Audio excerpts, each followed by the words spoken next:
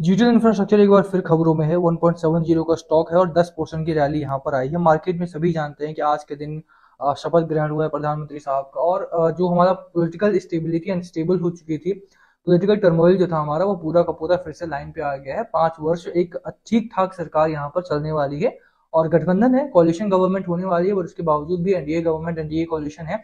तो यहाँ पर क्योंकि सीट्स बीजेपी की ज्यादा आई हैं, तो इस वजह से माना जा सकता है कि यहाँ पर जो गवर्नमेंट है वो कम से कम अनस्टेबल नहीं होगी थ्रू आउट दीज 5 ईयर्स। तो यहाँ पर एक स्टेबल गवर्नमेंट के चलते ही बाजार में भी उसकी खुशी देखने को मिली, बाजार में एक अच्छा खासा माहौल रहा और ग्रोथ पैटर्न आपको साफ यहाँ पर देखने को मिला है। जीटीएल इंफ्रास्ट्रक्चर की जहां तक बात करें तो फिर से एक बार ये डिजिटल इंफ्रा खबरों में आ चुका है। खबरों में रहने के कई कारण हैं, ये लगातार खबरों में बना रहा है और अगर आप देखेंगे तो इसका वॉल्यूम काफी तगड़ा आया है आज के दिन में।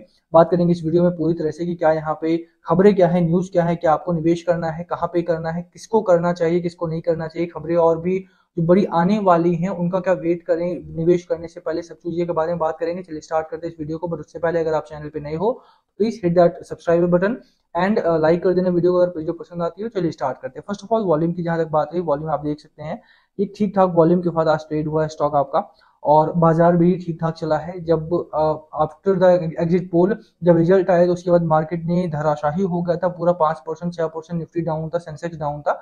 उसके बाद मार्केट भी यहाँ पे थोड़ा सा मोमेंटम गेन कर रहा है दोबारा से, वॉल्यूम में तेजी है। बट एक चीज जहां पर आपको फोकस करना है वो है एफआईआईज। एफआईआईज, चलो एफआईआई के बारे में थोड़ी सी देर में बात करते हैं अभी हम। एफआईआई क्योंकि बहुत इंपॉर्टेंट है इस स्टॉक को लेकर के भी। अभी के लिए अगर आप देखो 1.70 का स्टॉक है, 10% की रैली है, 10% की रैली आती है और बहुत सारे यूट्यूबर इन्वेस्टर हैं जो यूट्यूब पे इन्वेस्ट करते हैं, ना कि डायरेक्टली स्टॉक मार्केट में इन्वेस्ट करते हैं, वो लोग एक्टिव हो जाते हैं, वो लोग बताना स्टार्ट करते हैं कि कैसे जीटीएल इंफ्रास्ट्रक्चर जो है आपका वो आपकी जिंदगी बदल सकता है। जीटीएल इंफ्रास्ट्रक्चर में अगर आपने पैसा नहीं लगाया है तो आप कभी भी अमीर नहीं बन सकते, और किस तरह से जीटीएल इंफ्रा में अगर आप पैसा लगाते हो तो करोड़पति और अरबपति बन जाओगे। इस तरह के लोग काफी सारे एक्टिव हो जाते हैं यूट्यूब पे। मैं उन लोगों में से नहीं हूं और साफ तौर पे आपको बोलूंगा कि जीटीएल इंफ्रा में ही पैसा लगाना सबसे बड़ी गलती आपकी साबित हो सकती है at this point of time. Reason क्या है उसके पीछे? रीजन है आपका इसका फाइनेंशियल। अगर आप देखेंगे तो फाइनेंशियली कंपनी काफी वीक है, लगातार कंपनी लॉस करती रही है। 194 करोड़ का लॉस था उससे पहले क्वार्टर में, अब इस क्वार्टर में 214 करोड़ का लॉस है। लगातार जो आपका लॉस है वो नैरो होता हुआ नहीं दिखाई देता है, ये भी बड़ी फाइनेंशियली अगर आप देखेंगे तो अच्छी बात नहीं है। प्रॉफिटेबिलिटी, अगर नेट प्रॉफिट की बात की जाए तो नेट प्रॉफिट भी आपका कुछ इस तरह का ही रहता है। प्रॉफिट बिफोर टैक्स तो खराब है ही, नेट प्रॉफिट भी अगर आप देखेंगे तो वो उससे भी ज्यादा खराब मालूम पड़ता है। ओवरऑल अगर आप देखेंगे कंपनी के ऊपर इतना कर्ज था, बैंकों ने बहुत लोन दिया हुआ था, और वही लोन यहाँ पे ये है सबसे ज्यादा अट्रैक्टिव चीज जो इस कंपनी में है। बहुत सारे जो यूट्यूब इन्वेस्टर हैं वो इन्हीं चीजों को दिखा करके रिटेल इन्वेस्टर को बहकाने की कोशिश करते हैं कि देखो यूनियन बैंक ने यहाँ पे पैसा लगा रखा है, सेंट्रल बैंक ने यहाँ पे पैसा लगा रखा है, और अब अगर इतने बड़े बड़े बैंक ने, एलआईसी ने यहाँ पर पैसा लगा रखा है, बड़ा डीआईआई है एलआईसी, तो ऐसे में आपको भी यहाँ पर पैसा लगाना चाहिए। यही चीज दिखा दिखा करके रिटेल इन्वेस्टर को, और रिटेल इन्वेस्टर भी सोचता है कि यार 1.5 रुपए का स्टॉक है, 5,000 रुपए लगा दूंगा तो काफी सारे स्टॉक मिल जाएंगे, और 1 रुपए का स्टॉक 2 रुपए का 5 रुपए का तो आसानी से हो ही जाएगा।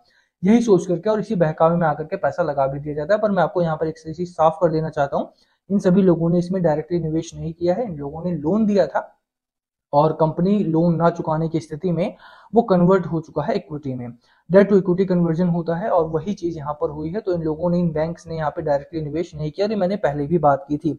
इस पॉइंट पर मैं वेबसाइट पर ज्यादा एक्टिव रहता हूँ, पर उसके बावजूद भी यूट्यूब पर वीडियो इसीलिए कर रहा हूँ क्योंकि बहुत सारे कमेंट आए कि जीटीएल इंफ्रा जो है वो दोबारा खबरों में आ चुका, और यूट्यूब पे भी मैंने काफी सारे वीडियो देखे जहां पर लोगों को डायरेक्टली यहाँ पर बड़े बड़े टारगेट दिए जा रहे हैं। आप मानेंगे नहीं कि 50 रुपए का टारगेट भी जीटीएल इंफ्रा में दिया जा रहा है। ऐसे में अगर आप देखेंगे तो रिटेल इन्वेस्टर यहाँ पर फंस सकता है। और सीधी बात है कि देखिए मेरा चैनल है और मेरी ये जिम्मेदारी बनती है कि मैं सभी को असली पिक्चर जो है, असली चीज जो है वो मैं यहाँ पर बता सकूं। जितने लोगों तक भी मेरी वीडियो पहुंचती है, मुझे पता है मेरी रीच इस समय पर बहुत कम है और इस वीडियो में भी रीच बहुत कम होगी, तो ये बेहतर रहेगा कि अगर आप ये वीडियो देख रहे हैं तो ज्यादा से ज्यादा शेयर करें। ठीक है, अभी आप बात करते हैं एफआईआई की। इस पॉइंट पर अगर आप देखेंगे तो कंपनी की स्थिति खराब है। कंपनी ने इस पॉइंट पर, इस कंपनी में भी अगर आप देखेंगे तो एफआईआई ने बहुत कम पैसा लगा रखा है प्रमोटर्स के पास।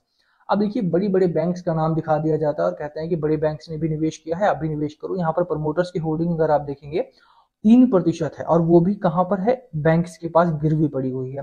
सिर्फ 3% प्रमोटर होल्ड करते हैं, वो भी गिरवी है। ऐसे में मुझे नहीं लगता किसी भी रिटेल इन्वेस्टर को, फाइनेंशियली वीक कंपनी है, डेट इतना ज्यादा है और जितना प्रमोटर्स के पास है भी जो शेयर्स वो भी गिरवी पड़े हैं बैंक्स के पास, ऐसे में इसमें हाथ डालना मतलब सांप के बिल में हाथ डालने जैसा होगा। बिल्कुल श्योर शॉर्ट लॉस कंडीशन इस कंपनी की बन रही है अनटिल और अनलेस कंपनी कोई बहुत बड़ा खुलासा करती है, कोई बहुत बड़ा इंफ्रा प्रोजेक्ट अगर इसे मिलता है तो उस स्थिति में आपको बेहतर रिटर्न दे सकती है।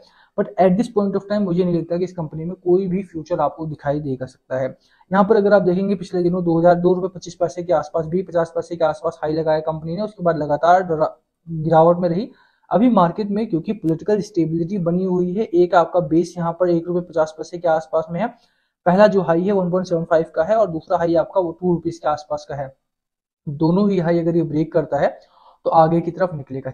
टेक्निकल पैटर्न पे अगर आप देखेंगे तो स्टॉक आपका बेयरिश मोमेंटम में है।